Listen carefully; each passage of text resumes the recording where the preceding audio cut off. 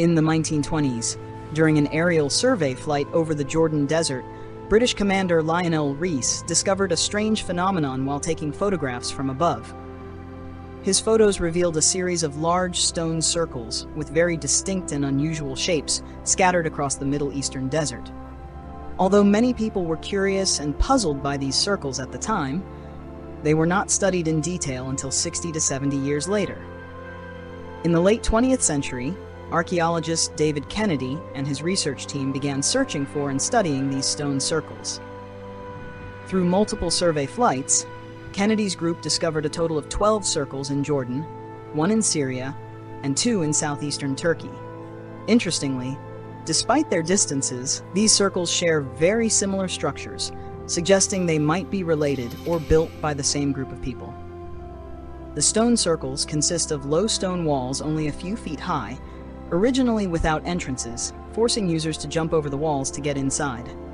Some hypotheses suggest they were used to contain livestock, but the walls were too low to hold animals effectively. Building these circles was not overly complex, but required significant effort, hundreds of people working several days to complete. Archaeologists date these stone circles between 2000 and 4500 BCE. Additionally, Roman-era materials have been found in some circles, indicating that the Romans may have used or added to these structures. One circle near the Syrian border was studied for its location, which allows a person standing inside to observe a vast surrounding area, possibly used to monitor crops or settlements. However, the true purpose of these stone circles remains a great mystery. Researchers continue to study and discover new circles using satellite images and modern technology. On December 8, 1873, Thomas B. Compson and his wife, newlyweds, traveled to Bristol for a vacation, choosing the Victoria Hotel as their lodging. Initially, they expected a peaceful stay, but instead, they experienced a terrifying and mysterious event, difficult to explain. One evening in their hotel room, strange noises began near their bedroom. Although they reported it to the hotel owner, who also heard the sounds, she paid little attention. When the noises ceased, the couple went to sleep, but around 3 a.m., the noises returned louder, waking them up. They felt the floor beneath them shake, then suddenly opened to reveal a deep hole pulling Mr. Compson down. Mrs. Compson managed to pull him out in time, and they escaped through a nearby window. Panicked and confused, they thought they were being kidnapped or attacked. Mr. Compson even fired a warning shot into the air to call for help. When the police arrived, they arrested the couple for disturbing the peace. However, upon inspection, the room showed no abnormalities. The court ultimately ruled their experience was likely a form of mass hallucination. Though strange, their story was convincing enough to dismiss the charges. Interestingly, such phenomena are not unique. Elsewhere, many have reported holes appearing and disappearing mysteriously, sometimes accompanied by voices calling from within. These occurrences sparked speculation ranging from gateways to other worlds to unexplained supernatural events. Sightings of UFOs are not new, but discovering a UFO-like image in a 15th century mural surprised many. This mural, located in an ancient monastery in Transylvania, the homeland of Vlad Tepes, also known as Vlad the Impaler, the inspiration for Dracula, depicts a burning church with a large circular object above it, resembling a flying saucer emitting smoke. This mural was discovered by tourist Catalina Border, who photographed it and sent the image to a UFO research group for analysis. The depiction raises questions about whether UFOs appeared in Transylvania during Vlad the Impaler's time. Although called Vlad the Impaler, this nickname was given posthumously due to his habit of impaling enemies for intimidation. The mural is believed to date no later than 1523, based on German inscriptions, a year when the first German Bible was published. Besides this mural, other historical records mention strange flying objects.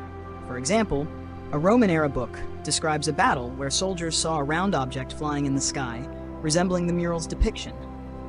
However, debates continue about these images' true meanings. Some experts argue they symbolize shields or war emblems, not UFOs. Yet, for UFO believers, the mural provides historical evidence that ancient people witnessed mysterious aerial phenomena.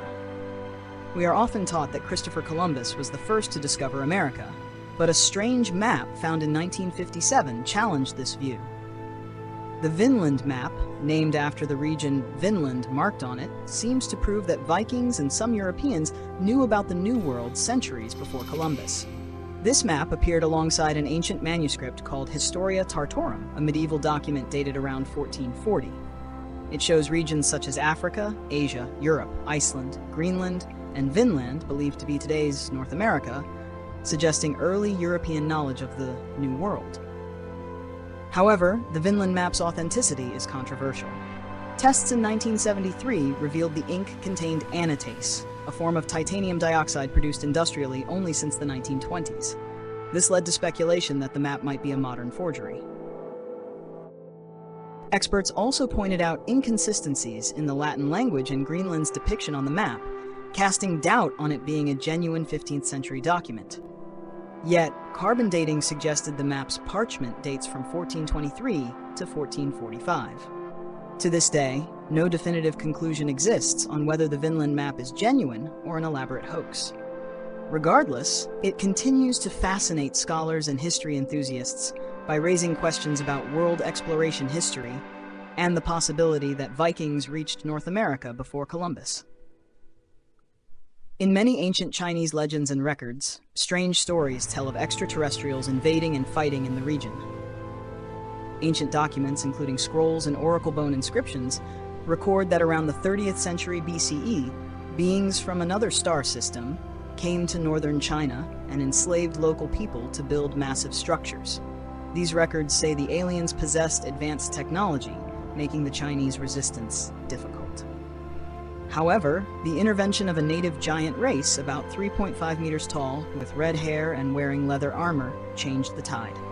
These giants emerged from the northwest and helped the Chinese repel the alien invaders. This information was passed down through generations, preserved in Jiaguwen, the ancestor of modern Chinese script, along with many carvings on turtle shells and bones, and some silk manuscripts.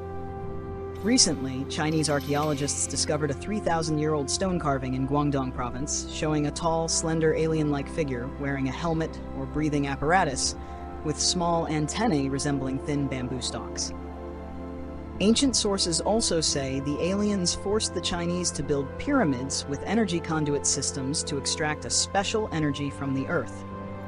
Although the Chinese government keeps information about these pyramids secret, many claim to have found and photographed pyramids across central and northern China, dated over 10,000 years old.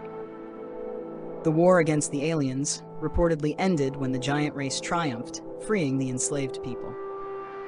Over 5,000 years have passed with no signs of alien return. Though only fragments and legends remain, the story continues to intrigue people about unsolved ancient mysteries.